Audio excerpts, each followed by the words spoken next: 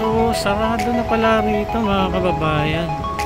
So ang tendency siguro tatawid tayo dito kasi konti na lang naman, oh.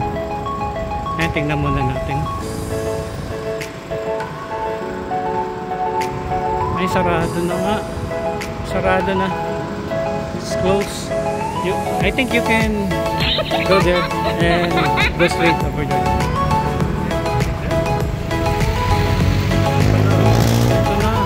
Andito na po pala yung operation na ginagawa nila.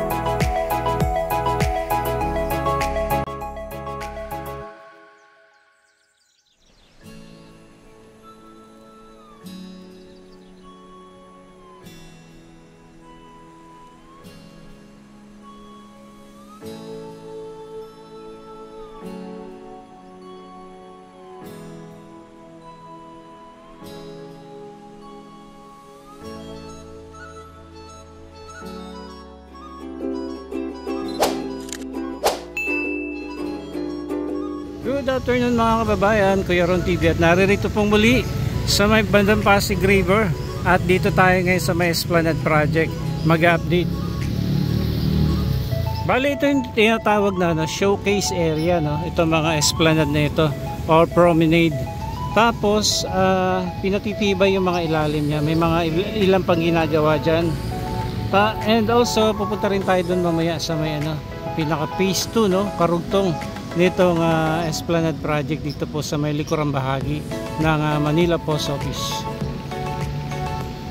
Ayan, dito na tayo malapit sa may Friendship Bridge o itong Binondo Intramuros Bridge kung saan naabot hanggang doon sa tulay na yun, yung Esplanade na ginagawa ngayon dito. So isum lang natin itong karugtong ng Esplanade dito sa may likurang bahagi ng Manila Post Office. Ito buo na, oh. Yung pinaka platform niya ay unti-unti nang nabubuo. So mga ilang buwan na lamang yan, ikakabit na rin yung mga pinakabakod niyan at saka yung mga lamppost. Ayan, busy po dyan mga kababayan. Ito yung mga area, no, na talagang matagal na panahon na tinitirhan o tinambayan ng mga street dwellers, especially dyan sa may bagong gawan tulay na ito. Kaya mamaya pupunta tayo doon, tingnan po natin yung area na yun. I think doon na rin sila nagpapatuloy ng kanilang paggagawa nitong Esplanade. So obligado talagang mapalis yung mga street dwellers doon, and at last at kahit papaano ay mababantayan na rin yan ng mga security guards, and mapapaayos na rin kasi naging nalagyan ng mga vandalism yung area na yan, na bago lamang itong ginawa yung tulay na to, Ayan, punta po tayo doon muna. So sabi nga hindi lamang sa doon na side lamang maglalagay ng mga Esplanade, kahit din dito sa kabila na to. And I think yung pinaka parang platform dito, duduktungan na lang siguro ito. Ayan, napakita ko lang din sa inyo itong ginawang platform dito. Anong ginawa itong tulay na ito, yung Friendship Bridge o Binondo Intramuros Bridge, ay ginawa na rin itong platform na ito. Ay sayang, nasira na rin pala yung mga bakal dito. Sayang and I'm sure ayusin naman ito.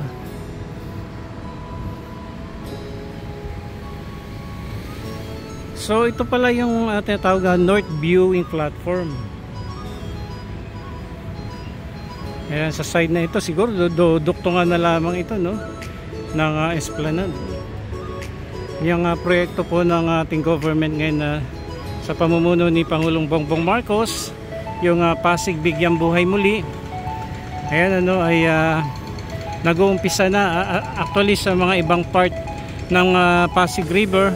Kaya nagde-dredging operation na rin po, nagtatanggal ng mga burak. Tapos ay yung mga squatter area, no, ay talaga pong malilinis din po yan. Sayang itong ano na to, nasira na, no. Marumi na rin ito, saka mukhang may natutulog dito.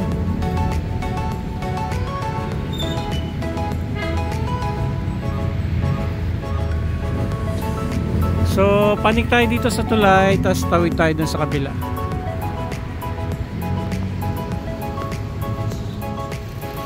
Ayan, dito tayo dadaan.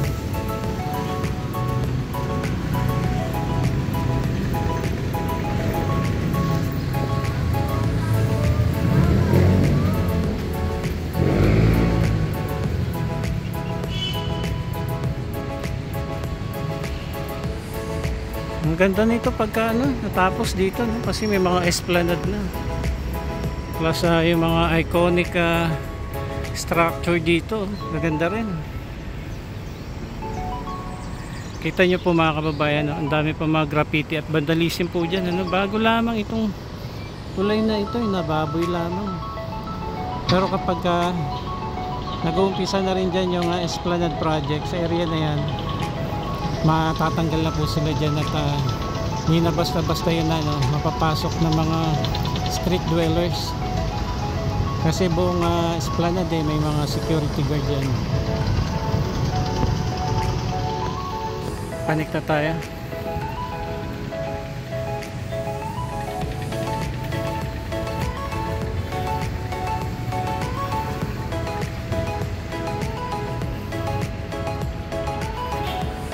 Taas nito tarik.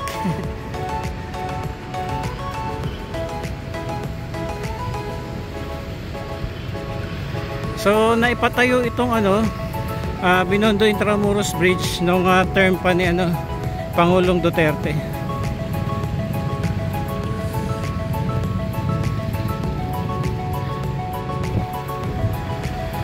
So dyan papuntang Intramuros, dito naman pa Binondo.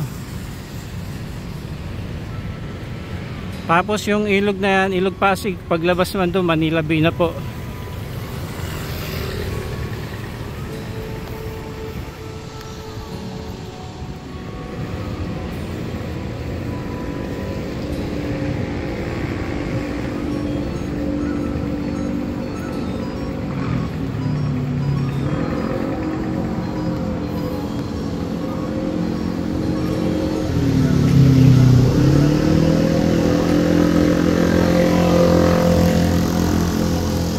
Pinakbak na pala yung dyan, pinakadaanan.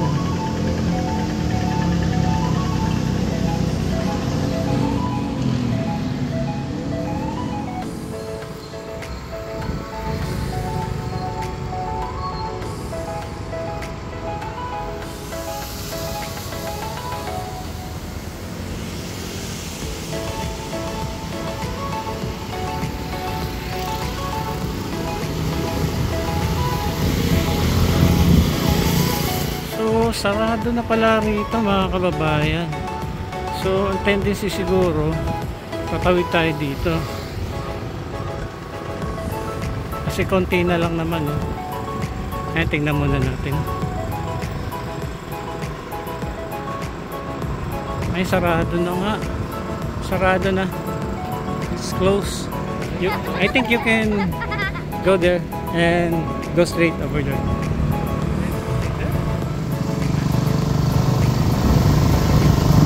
Ayun na, binabakbak na pala ito, oh. Yung kalsada dyan. Dito na lang kami dumaan, may foreigner tayo nakasabay dito. From China? What? Japan, Ohio? Oh, yeah. Philippines. Yeah. A student? Okay. Hello. Okay, ito na pala, oh. Ayan, ito na.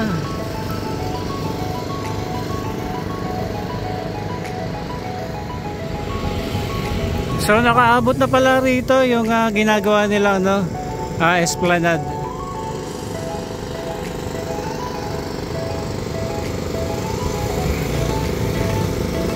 Ito naglalagay sila ng mga patibay rito, ya. Ito yung lugar na kung saan titirahan talaga, tinatambay ng mga street dwellers.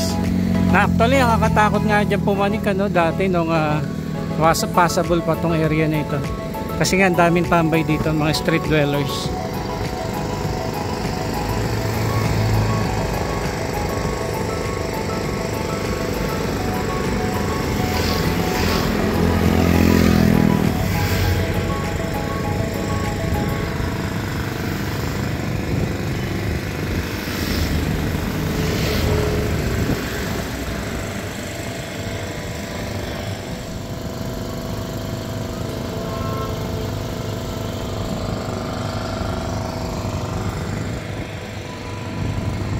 And dito na yung nila, mga pundasyong na tinutusok nila dyan sa o binabaon dyan sa Ilog Pasig. So maganda daw po yung proyekto nito, dahil mahaba, sa kahabaan nitong Pasig River. May mga promenade o mga esplanade na ginagawa po.